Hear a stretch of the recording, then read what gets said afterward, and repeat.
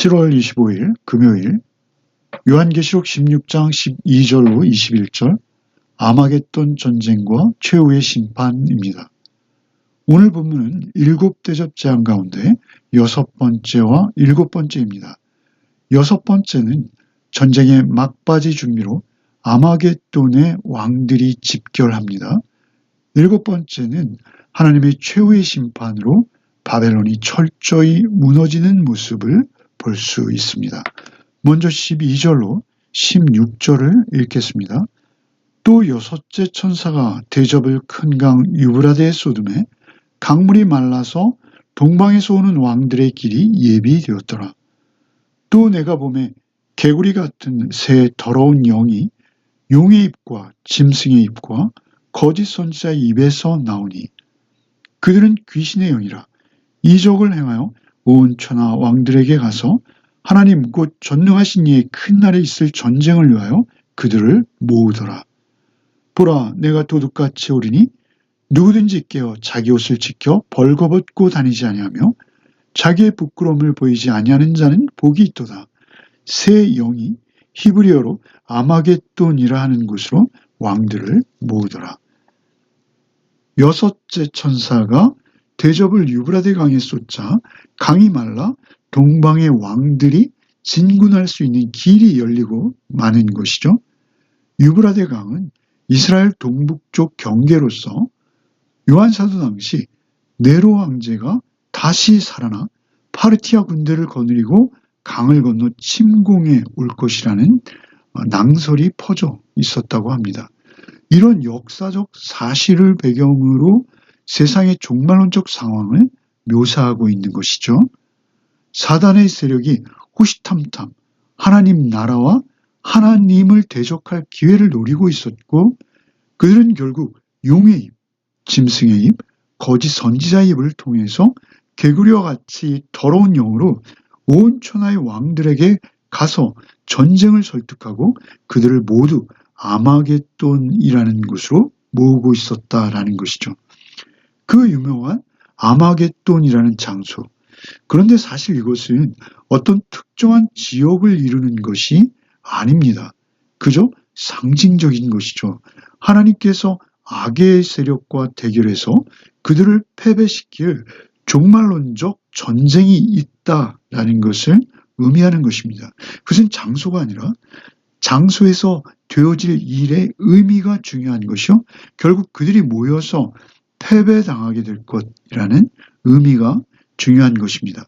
이토록 세상이 소란하며 어수선해서 그들이 하나 되어서 하나님을 대적하려고 하고 그런 상황에서 한 곳에서 그들이 모여 있을 때 하나님께서는 그들을 모두 한꺼번에 괴멸하실 것이다 라는 것이죠.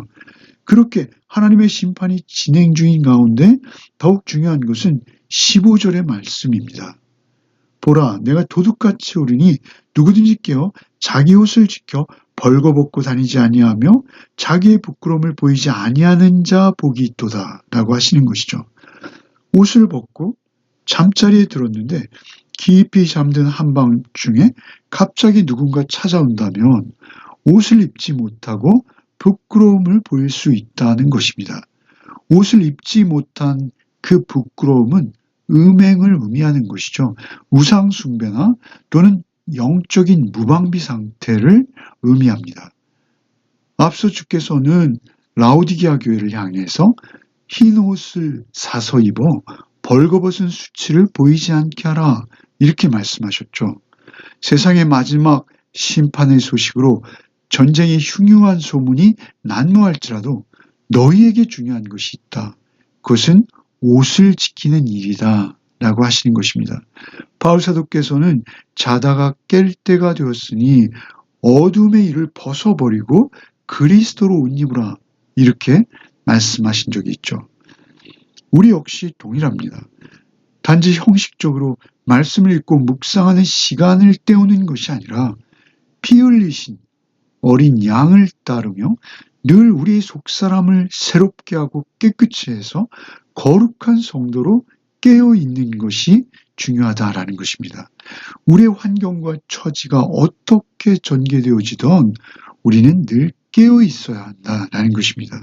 오늘도 오직 우리가 주님으로 그리스도로 옷 입고 벌거벗은 것을 보이지 않는 하루가 되시기를 바랍니다. 17절로 21절을 읽겠습니다. 일곱째 천사가 그 대접을 공중에 쏟음에 큰 음성이 성전에서 보좌로부터 나서 이르되 되었다 하시니 번개와 음성들과 우레소리가 있고 또 큰 지진이 있어 얼마나 큰지 사람이 땅에 있어 온 이래로 이같이 큰 지진이 없었더라. 큰 성이 세 갈래로 갈라지고 만국의 성들도 무너지니 큰 성 바벨론이 하나님 앞에 기억하신 바 되어 그의 맹렬한 진노의 포도주 잔을 받음에 각 섬도 없어지고 산악도 간데 없더라. 또 무게가 한 달란트나 되는 큰 우박이 하늘로부터 사람들에게 내리매 사람들이 그 우박의 재앙 때문에 하나님을 비방하니 그 재앙이 심히 큼이로라. 일곱째 천사가 그 대접을 공중에 쏟고 있습니다. 여기서 공중은 물리적 개념으로서 대기권을 이야기하는 것이 아닙니다. 에베소서 2장에 말하는 공중권세 잡은 자가 활동하는 사단의 영향력이 미치는 모든 곳을 의미하는 것입니다. 사단이 활동하며 세상의 풍조와 원리를 왜곡시키고 있는 곳이죠. 바로 그 공중에 대접이 쏟아지자 사단의 활동과 그를 경배하는 자들에게 결정적인 타격이 가해지는 것입니다. 그렇게 일곱째 대접이 공중에 쏟아지자 성전의 보좌로부터 이제 큰 음성이 들려왔습니다. 되었다라는 음성이었습니다. 하나님께서 되었다라고 말씀하신 것이죠. 그 의미는 무엇일까요? 문자적 의미로는 성취하다 또는 완성하다라는 뜻입니다. 하나님의 최종적이고 완전한 진노를 나타내는 그 최종 심판이 완성되었다는 것이죠. 인간 역사의 종말을 선언하신 것입니다. 천지를 창조하시고 보시기에 좋았더라 하셨던 그 말씀의 정반대 성격의 말씀입니다. 그 말씀으로 시작된 세상에 대해서 이제 하나님께서는 판결을 완성하실 때가 되어서 끝을 맺으신다라는 의미인 것이죠.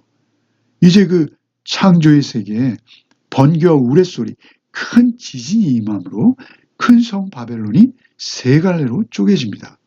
이렇게 되는 것은 그 인간이 쌓아올린 세속 문명들이 하나님의 심판에 의해서 모두 허물어진다는 것입니다. 하나님을 인정하지 않는 하나님 없는 세상, 돈과 권력과 그저 자아의 욕망 위에 세워진 바벨론 제국이 결국은 완전히 와르르 무너진다는 것입니다. 하나님의 거대하고 그 전면적인 심판을 피할 수 없다라는 것입니다. 21절은 이 비극적인 상황을 극명하게 드러내고 있습니다. 무려 30여 킬로, 한 달란트나 되는 아주 엄청난 무게의 우박이 사람들에게 떨어지는 것이죠. 그들은 이 우박을 맞아 죽어가는 고통 속에서도 회개하기는커녕 하나님을 향해서 오히려 비방을 쏟아내고 있습니다. 애굽왕 바로와 같은 완고한 그 마지막 때의 인간의 영적 실체를 보여주는 것이죠. 기적도 심판도 회개를 보장하지 못한다라는 것이죠. 회개는 어떻게 이루어집니까? 오직 앞서서 우리 11장에서 보았던 두 증인과 같이 인간의 증언을 통해서 회개가 일어난다라는 것입니다. 우리가 복음을 전해야 하는 것입니다. 인간의 증언과 함께 일하시는 성령님의 역사로만 회개가 가능하다라는 것이죠. 오늘 본문을 통해서 우리는 종말의 전쟁과 그 마지막 심판이 어떤 모습일지를 볼 수 있었습니다. 주님께서는 우리에게 경고하십니다. 마지막 때가 올 때 보라 내가 도둑같이 오리니 누구든지 깨어 자기 옷을 지켜 벌거벗고 다니지 말라 하십니다. 깨어 있어야 합니다. 그리스도로 옷 입고 어린 양을 힘입어 회개의 삶을 살고 있다면 우리는 아마겟돈의 전장도 심판의 대접도 두렵지 않은 것입니다. 오히려 주께서 다시 오실 그날만을 소망하며 은혜 가운데, 평안 가운데 하루하루를 살아낼 수 있는 것입니다. 깨어있는 자에게 심판의 날은 오히려 구원의 날이 되는 것입니다. 오늘도 오직 나를 사랑하사 나를 위해 피 흘리신 어린 양 예수 그리스도와 온전한 동행을 이루는 한 날이 되시기를 소원합니다. 함께 기도하겠습니다. 주님, 종말의 시대를 살아가는 우리를 오늘도 말씀으로 찾아주시고 종말의 모습을 보여주시며 말씀 가운데 깨어있게 하심에 감사를 드립니다. 하나님의 진노가 쏟아지고 세상이 바벨론처럼 무너져가는 것을 보게 될지라도 우리는 두려워하지 않게 하여 주시옵소서. 죽임당하신 어린 양의 피로 옷 입은 자로서 늘 깨어서 벌거벗은 부끄러움을 드러내지 않도록 우리와 함께하여 주시옵소서. 주님, 세상이 아무리 소란스러워도 오직 주만 바라보게 하여 주시옵소서. 유브라데가 말라 사탄의 길이 열려도 세상의 권력자들이 전쟁과 같은 어지러움 속에 우리를 빠뜨려도 오직 주의 길을 따르는 순결한 성도로 하루하루 살 수 있게 하여 주시옵소서. 심판의 날에도 비방하는 자가 아니라 주님 앞에 오히려 무릎 꿇고 회개하며 주 예수여 오시옵소서 고백하는 자로 살게 하여 주시옵소서. 오늘도 우리 안에 어린 양의 인내와 사랑 그리고 마지막까지 믿음을 지키는 거룩한 순종의 마음을 허락하여 주시옵소서. 예수 그리스도 이름 받들어 기도하옵나이다. 아멘.